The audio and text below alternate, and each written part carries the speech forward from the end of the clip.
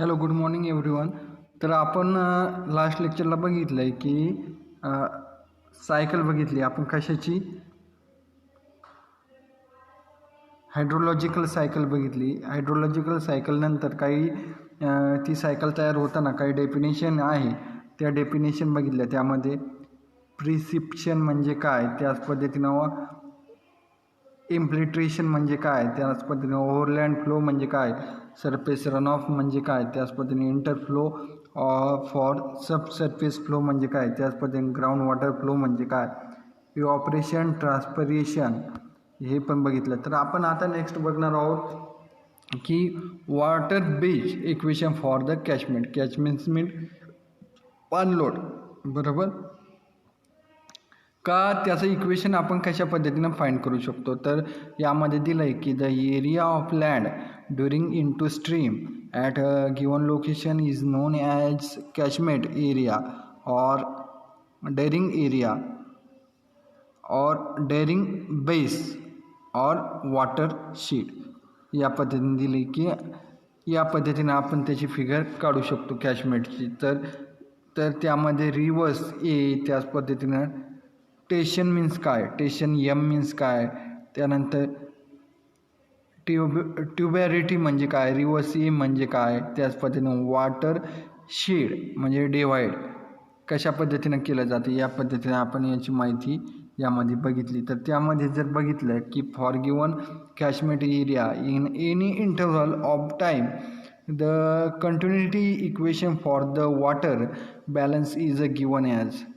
या पद्धतीने सांगू शकतो की वॉटर रिसोर्स इंजिनिअरिंग याचं जे इक्वेशन येईल, बरोबर, याचं जे इक्वेशन येईल ते या पद्धतीने येईल की फर्स्ट जे असेल change in mass storage, change in mass storage is equal to काय लिहिता येईल, mass in flow minus mass out flow, बरोबर, mass in flow minus mass outflow. तर चेंज इन मास स्टोरेज याला आपण डेल्टा एस या पद्धतीने काय करू शकतो, डिनोट करू शकतो. तर त्याच पद्धतीनं मास इन फ्लो त्याला V I minus mass in outflow याला काय लिहू शकतो, व्ही झिरो. म्हणजे आपलं जे इक्वेशन येईल water bridge equation for the कॅचमेंटचं इक्वेशन काय येईल, delta S is equal to V I minus V zero, बरोबर.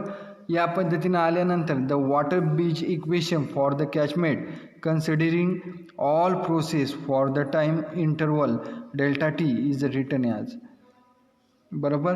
डेल्टा टी आपण या पद्धतीनं काय करू शकतो, प्रोसेसनी आपण जाऊ शकतो की delta S is equal to काय लिहू शकतो, पी त्यानंतर मायनस आर त्यानंतर मायनस जी त्यानंतर ई आणि त्यानंतर टी. मग त्यानंतर प्री मीन्स काय, प्री मीन्स आणि डेल्टा एस म्हणजे काय, represent change in storage. Delta एसला काय म्हणायचं, चेंज इन स्टोरेज, कशाचं, रिप्रेझेंट चेंज इन स्टोरेज. त्याच पद्धतीनं पी म्हणजे काय, प्रिसिप्शन, बरोबर.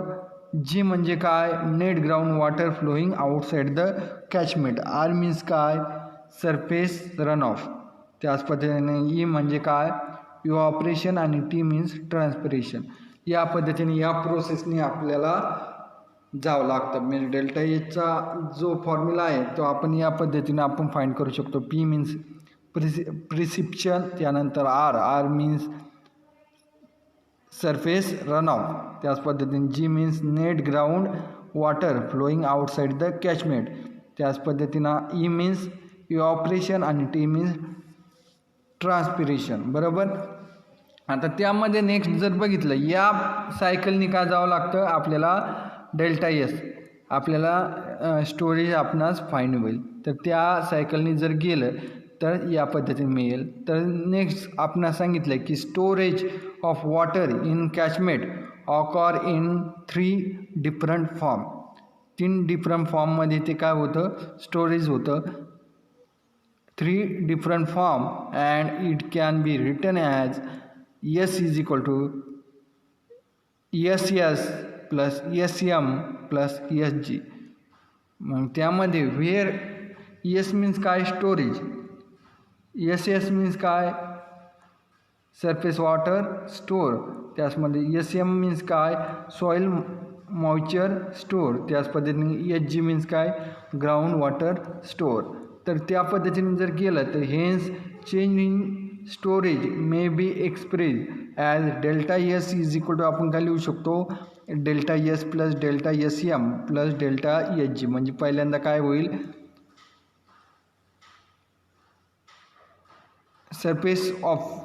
Surface water storage plus soil moisture storage plus ground water storage. आपण या पद्धतीने आपण त्याची माहिती देऊ शकतो. तर द रेन म्हणजे डेल्टा एचची व्हॅल्यू काय आली, delta capital S S plus delta capital S M plus delta capital S G. मग या पद्धतीने आपण माहिती देऊ शकतो. The rain fall run off relationship can be written as, आपण काय लिहिणार, R is equal to P minus L. आपण काय माहिती देऊ शकतो, R is equal to P minus L. म्हणजे आर मीन्स काय, surface run off, P means precipitation, L means losses, that is water not available to run off due to infiltration evaporation, त्याच पद्धतीनं transpiration and surface store. या पद्धतीनं काय होईल, त्या change in mass storage किंवा याचं जे आहे आपण बघतोय की वॉटर ब्रिज इक्वेशन आपण या पद्धतीनं काय होईल तयार होऊन. आपल्याला यानंतर एक एक्झाम्पल दिलं आहे, प्रॉब्लेम दिला आहे. प्रॉब्लेम असा दिला आहे की आपल्याला सांगितलं की अ लेक had a water surface elevation of 103.200 meter m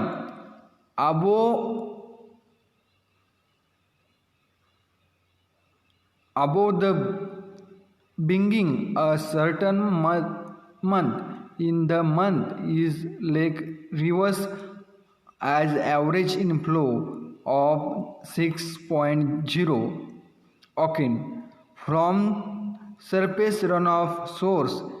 In the same period outflow from the lake have an average value of 6.5 cumans. त्याच पद्धतीने further in that month the lake received a rainfall of 145 millimeter and evaporation for lake surface was estimated as 6.10 centimeter. Write the water bridge equation for lake and calculate water surface elevation of the lake and the month. The average lake surface area may be taken as 5,000 hectares.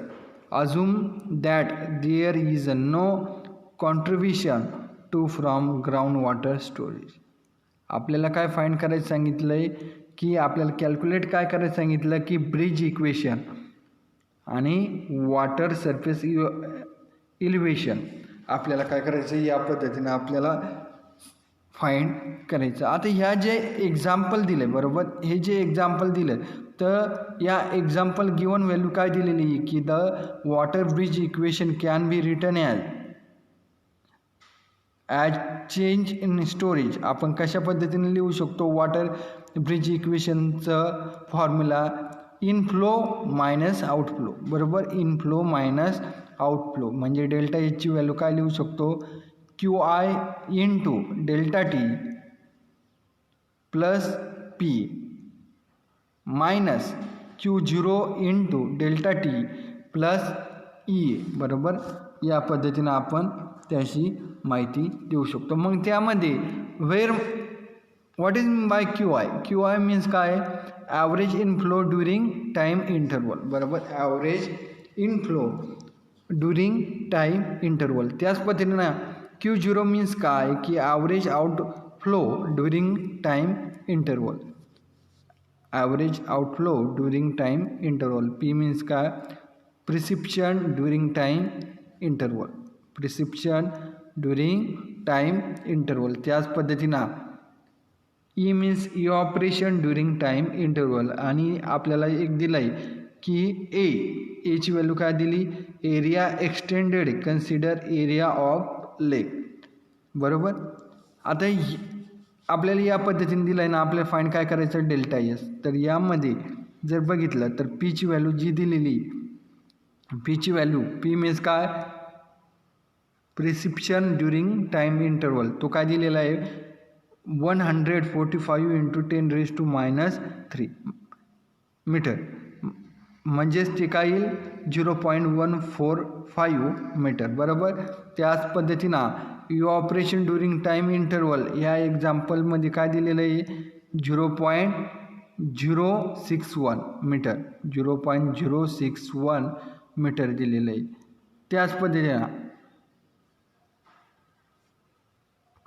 त्याच पद्धतीनं जी आपल्याला value दिली कशाची,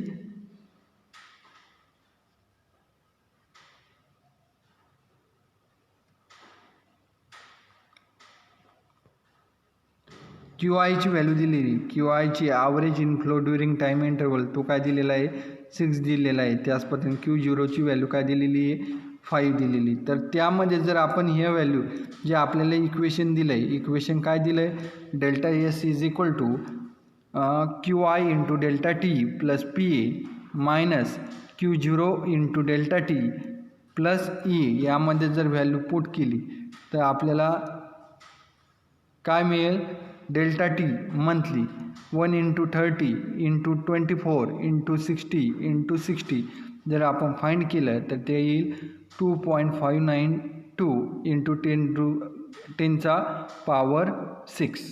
10⁻6 second.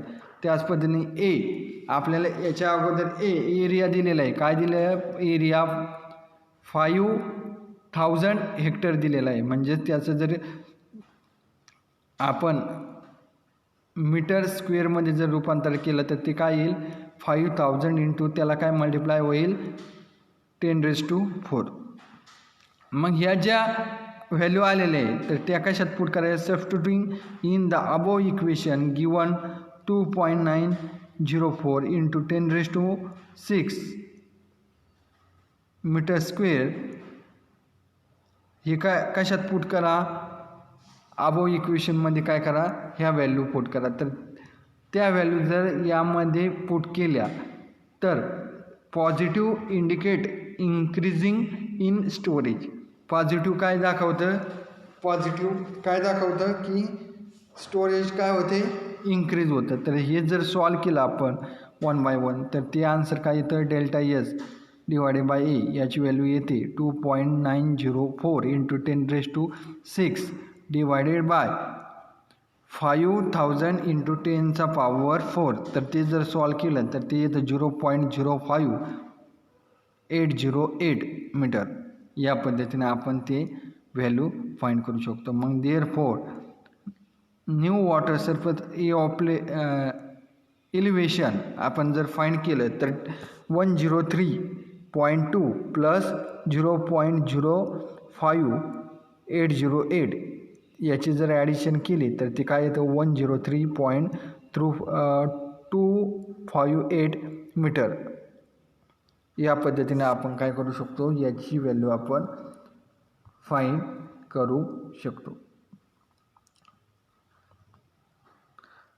आता याच पद्धतीने आपल्याला अजून एक सेकंड एक्झाम्पल दिलं आहे की आपल्याला त्या सेकंड एक्झाम्पलमध्ये विचारलं आहे की a small catchment area of 150 hectare received a rainfall of 10.5 centimetre in 19 minutes due to storm at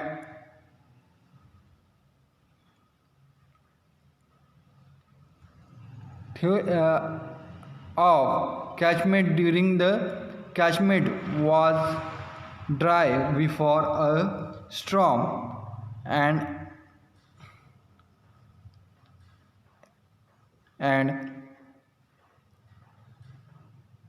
a runoff lasting for 10 hours with average discharge of 1.5 meter square per second, the stream was dry again after runoff event.